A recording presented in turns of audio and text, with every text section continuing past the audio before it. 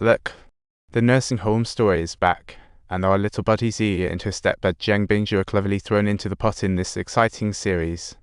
The suspense returns. Hurry up with the next episode. Renanji is tangled in the mystery, puzzled since she mentioned Jiang Bingju.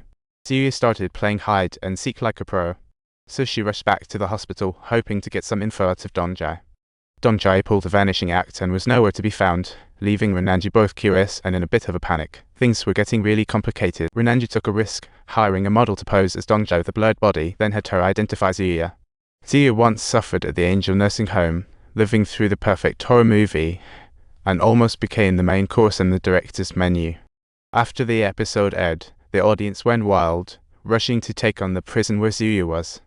They wanted a retrial and were ready to show everyone the truth.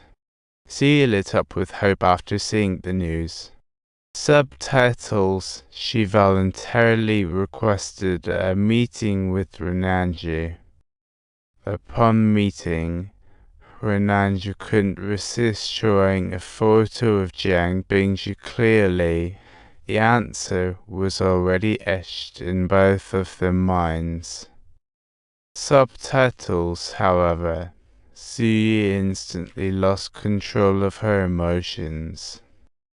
It turned out that ever since she had entered the nursing home, Jiang Bingju's life had deteriorated rapidly, just like a virus spreading. After work, Jiang Bingju served his wife Xiuya a mystery cocktail, while he celebrated too. Xiuya returned home, feeling way too weak to fight back. It was like chatting about future plans. She shared Jiang Bingju's great performance with the national audience and talked about the tragedy of her mother, Xiuya. By the way, the land her mom bought pre-marriage was eyed by developers. A double wind. But right before she kicked the bucket, she transferred that land to Jiang Bingju. Xiuya felt something was off. So she started snooping around and found out her mother's death report was issued by the nursing home director. This was turning into a mystery. Obviously, it's fake, prompting Xiuya to call the police. But Jiang Bingju conspired with insiders, sending her to a mental hospital, ensuring her dirty laundry stayed hidden. They had even found a buyer, planning to chew Xiuya up and spit her out. But Xiuya seemed to have 9 lives, surviving the fire and revealing everything. Now everyone was dumbfounded. This sparked heated discussions about Jiang Bingju's cause of death. After Xiuya finished her tale, she raced home after escaping. She wanted to get revenge, but to her surprise, she walked in to find her stepfather committing suicide. It was like a script twist. After analyzing, Renanji concluded Jiang Bingju was likely overwhelmed by fear of exposure and took the plunge. What a tragic character. To cover up Jiang Bingju's shameful death, the police forced Xiuya into a blame game, turning a good hand of cards into a losing one. Renanji's analysis was spot on. Or else the angry crowd would storm the court and police station, demanding a retrial of this bizarre case. Under pressure, the police had no choice but to reopen the investigation and discovered Jiang Bingju had not only fallen off the wagon, but had also been on banned substances for a long time. No wonder he did such magical things.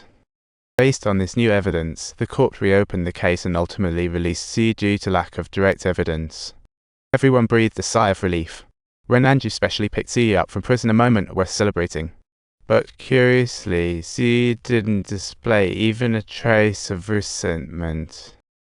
Instead, when she stepped out of the car, she uttered something strange, leaving Renanji completely bewildered. Renanji was puzzled until suddenly she thought, if mental hospital patients can't get a pen, how could Xiuya have snagged Dongjai's pen to write a rescue number? Clearly, she was lying. And think about it, Xiuya's actual date of death just so happened to be the day of the fire. The logic was getting a little foggy. The timeline was totally contradictory. What went wrong here? Renanji pondered for a moment, then chuckled at herself, realizing the one who actually ended up in the mental hospital wasn't Xiuya. It was Xiuya. Jiang Bingju sent her to the mental hospital after transferring the land to talk about the dissing twist. Dongjai witnessed it all and ended up writing this diary as evidence. What a real-life detective story. Just when Xiuya was about to get sent to Mars by the director, kind-hearted Dongjai called Xiuya with the number Qi provided. And it was indeed Xiuya who came to rescue, not Jinyu. What a twist of fate. But the Jinyu that Xiuya fabricated was actually her biological father.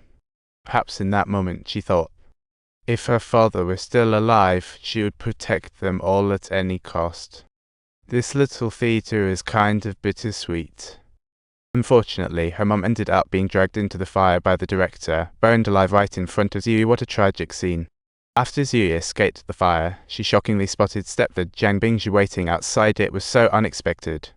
Xiuya's heart filled with rage, so she silently followed him home, plotting how to hilariously end this relationship. Then she quietly took the gun out of Jiang Bingzhi's drawer, a quick one shot and done before getting captured. Fortunately, the only one in the know, Dongchae woke up months later to find out Xiuya was caught. And she signed the diary as Xiuya, urging everyone to pay attention. A crazy plot twist coming through. When Xiuya learned Dongchae wanted to help, she instantly made tight plans, taking advantage of the nursing home's record loophole. Claiming she was trapped inside and pretending to be tormented. What a smart player. This way, she acted crazy in jail, adding more drama to her life. What a genius move.